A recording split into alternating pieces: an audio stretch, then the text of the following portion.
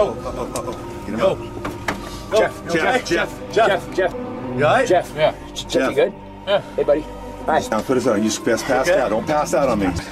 McKamey Manor. McKamey Manor is a haunted house located in Tennessee. Calling it a haunted house might be a little bit of an understatement though. I'd more or less call it a torture house, where people are allowed to get away with things that they normally wouldn't in a normal traditional haunted house. Today we're going to be diving deep into what McKamey Manor is, how it started, and some allegations that they're currently going through. And without further ado, let's hop into the video. Incentive. If you survive this haunted house, you win $20,000. It sounds kind of easy, right? Wrong. This is one of, if not the most extreme haunted house ever. And you can use that term lightly. Haunted house. I'd more or less call it a torture house, being so that these people are allowed to get away with pretty much whatever they want without killing you. When you first arrive in McKamey Manor, you have to sign a 40-page waiver, pretty much signing away all rights to let them do whatever they want to you. The only stipulation is they can't kill you. They can get you to the brink of death, leaving you with probably 1 or 2 more breaths left in the tank, but as long as they don't kill you, you signed up for it. Torture. Contestants who have gone through the manor have discussed that they've had their fingernails ripped off, their teeth pulled out, their heads shaved and being forced to eat their hair. Some people have also said they've been waterboarded, stuck inside of small freezers and cages, hung upside down for over 30 minutes, punched, kicked, slapped. They've had broken bones, fingers cut off, being forced to eat rotten food,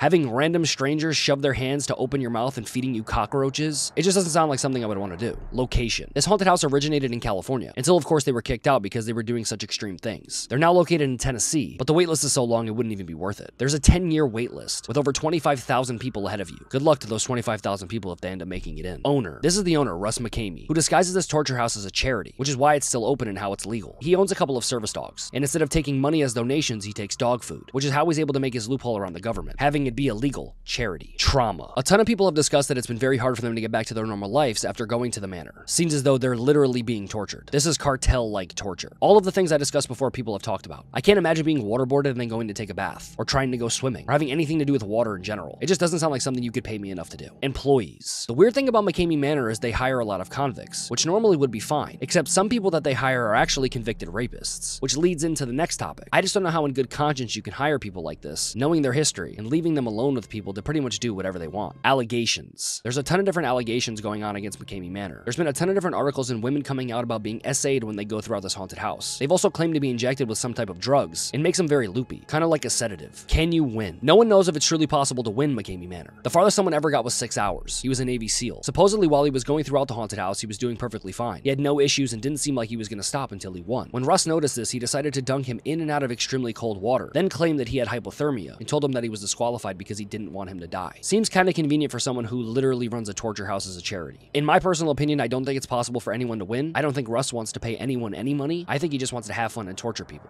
Conclusion. I would never go to McKamey Manor. You couldn't pay me enough. Maybe go outside of it, but I would never go inside of it. There would never be an amount of money you could pay me to do it because I don't feel like being traumatized for the rest of my life for $20,000. A ton of people have also claimed that when you get to McKamey Manor, you get a safe word, but a lot of the employees don't actually listen to them. So when you're telling them your safe word and you want to stop, they don't actually stop and continue to go. How would you ever get out of McKamey Manor if they never wanted you to? If they're not listening to the safe word, which is the only way to keep you actually safe, if you decide to go to McKamey Manor and try and go through this haunted house, I think you'll be traumatized for the rest of your life. I don't personally think it'll be fun. Comment your thoughts. I'd really like to know what you guys think about this, and comment down below some other topics you guys want me to cover. Thanks for watching. I'll catch you guys later. Peace.